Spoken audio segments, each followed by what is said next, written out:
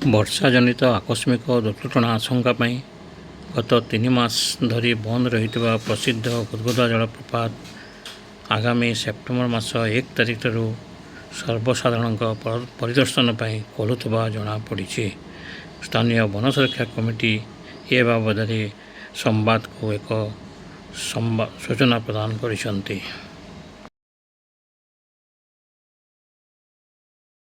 मोर ना धनुर्जय नायक मो सालेवाड़ी ग्राम पंचायत सरपंच तारपरे वन सुरक्षा कमिटी सदस्य आ गुदगुदा के दैवी दुर्घटना हाथी ये भी दुर्घटना घटवा सहित आम वर्षा सीजन गुदगुदा के बंद रखा जाइला।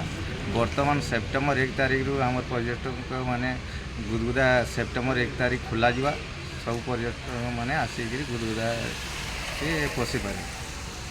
ठीक है।